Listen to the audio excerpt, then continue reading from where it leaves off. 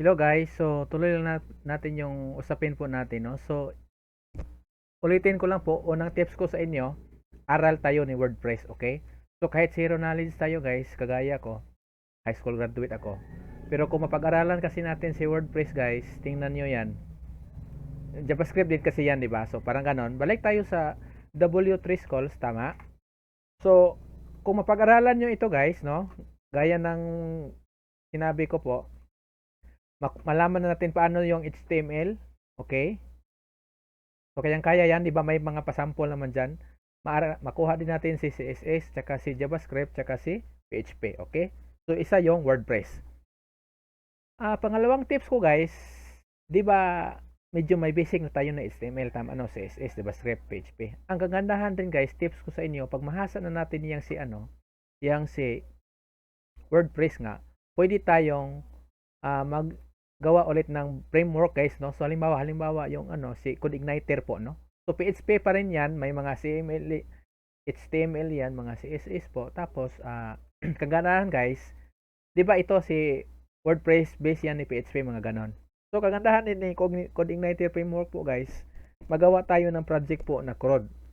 So yung tanong siguro natin dito is ano ba yung CRUD? So yung CRUD guys, basically sabihin natin yung meaning dyan is create, read, update, and delete. So, ibig sabihin guys, gagawa tayo ng form.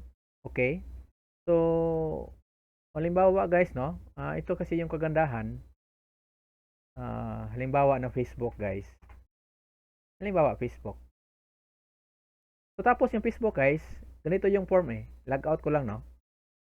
So, mangyayari dito guys, di ba, ganito yung gagawin kasi natin. Tingnan nyo ito yung sinasabi ko sa inyo, no? Kung mahasa-hasa na natin si WordPress, goods na tayo, okay? So, tuloy tayo ni CodeIgniter framework. So, ano yung mga gawa natin? Ganito yung mangyari, guys. Nakikita nyo yung Facebook, tama? Sabi sa Facebook, mayroon siyang first name, no? 'Di ba? Dito tayo. Ayan, mobile, mga ganon. So, kagandahan dito, guys, i-explore pa natin yung PHP kasi nga si CodeIgniter framework, ganito yun eh. PHP pa rin yung gamit niya. Tapos, yung form kasi guys, di ba nagta-type tayo dito? Halimbawa, type ako dyan. Di ba? Halimbawa, tapos i-sign up mo. So, kailangan kasi yung ginagawa dito na form, mariregister yan, masisave sa database. Di ba? So, parang ganun yon. Okay, so pangalawa pala, tips ko sa inyo, yung si CodeIgniter framework. Okay? So, yung tanong is, oy, saan namin kukunin yung CodeIgniter na sinasabi mo? Magandang tanong.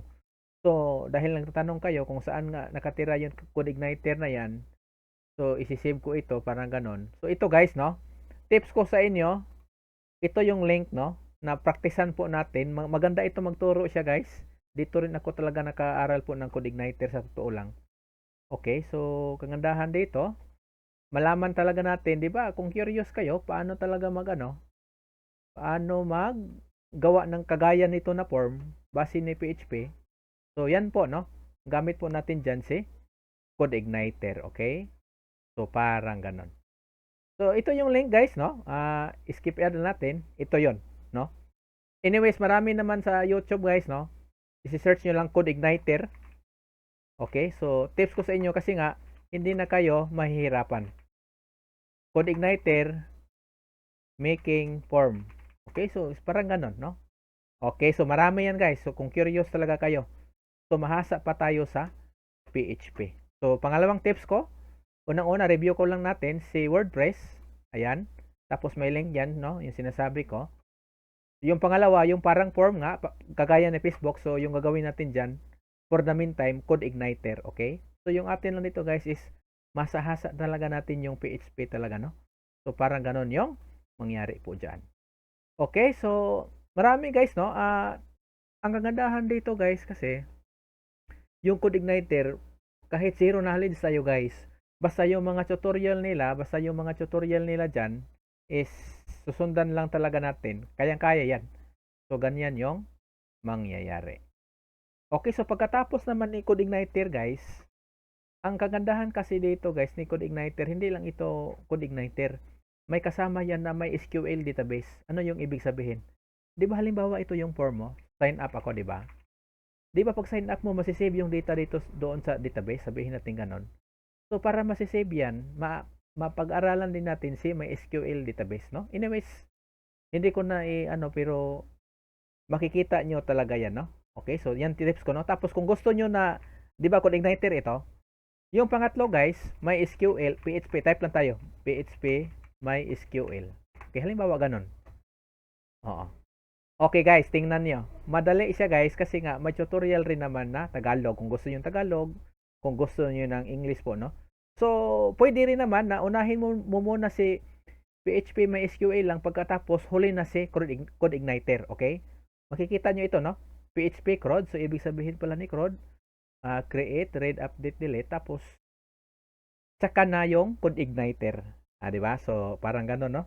So, basically guys, hindi yan ganun kahirap, no?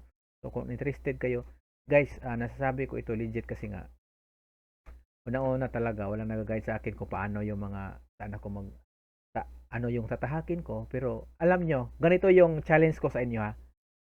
Ito yung challenge tips ko sa inyo. Di ba nagawa tayo ng isang website, gawa ni WordPress, tama? Okay, parang ganun. Okay, so WordPress, mayroon siyang HTML, CSS, mga ganun, okay?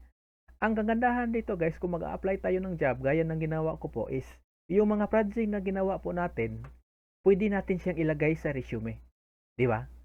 Kasi sa pag-a-apply natin ng web developer, no? So magtatanong sila ano yung sabihin natin sa resume, ganito ganon, may maipakita talaga tayo, tapos magtatanong yan sila, bakit ganito nangyari? Ayan. So may maipakita tayo sa resume. So yung resume natin guys, hindi yung plain lang talaga no na basic info mo lang, no? Kahit nga hindi maganda yung resume mo, basta may nagawa ka. Tingnan mo guys, ha. Tingnan nyo, no? Nakita nyo yan, di ba may pa-chat-chat pa nga siya, sabi niya ganon sa tour, no, mga ganon. So gawa ito ni Chris, parang ganon. So long story short, yung project kasi na gagawin natin, yan yung ilagay natin sa resume. Okay? So parang ganon. So unang tips ko, yung si, ano nga ba yun? WordPress, pangalawa yung PHP MySQL, pangatlo yung Code Igniter framework. Kasi nga, mayroon pa rin yung PHP si Code Igniter, pwede rin gamitin niya ng JavaScript, may pagka CSS, may pagka HTML rin. So parang ganon. Okay? So yan yung tips, no? So ibig sabihin guys, dito kasi sa WordPress, parang nalilimit tayo, i-explore pa natin yung database nga, di ba? Kasi ang kagandahan din ni WordPress, may built-in na ito na database. Tingnan nyo, ha. Halimbawa, magsa-sign up ako. Tama? Ito yung ginagawa ko eh. Ayan. So, basically guys, hindi na tayo ma-worry dahil nga yung mga data dito automatic na madadala sa database. Pero yung tanong, paano kung magawa talaga tayo ng database? Ibig sabihin, paano yung mano-mano talaga ng yung mga data dito makikita natin sa database, di ba? So, parang ganon yan. Okay, so pangatlong tips, no? Una, WordPress. Pangalawa, PHP MySQL. Pangatlo, si Code Igniter framework. Okay? So, parang ganun guys, no? So tapos guys, yung mga link talaga kung gusto nyo, ilalagay ko lang sa description din, no? So, balikan ko lang tips ko, gaya na sinabi ko, pag makagawa na tayo ng project, halimbawa kagaya ng ganito po, pwede na natin ilagay natin ito sa resume na sinasabi natin na ito yung website ko, tumatakbo ito yung app ko, tumatakbo rin ito, di ba? So live ito. So pwede niyang tingnan ng mga mag-i-interview nga sa atin. Kagaya ko po, share ko lang sa inyo guys, sasabi ko ito kasi nga hindi sa pagmamayabang, pero sinasabi ko lang na kahit hindi tayo college talaga, basta willing lang tayo guys, matanggap talaga tayo sa trabaho kasi ngayon guys, on demand talaga yung programming. Okay, hindi man yan eh. Pero yung tanong kasi, marami eh, di ba? May sabi dito Python. O di ba? May Java nga. May C++, di ba? May React, mga ganon. So, yung tanong kasi, saan talaga tayo magsisimula? So, lalo na sa mga beginners, guys, no? Ito yung mapagsisimula natin. Tapos, guys, abangan yung susunod na video kasi nga, may pang-apat ako na tips kung ano yung aaralin natin. Okay? So, tune in lang, guys, no? Salamat po pala sa panonood.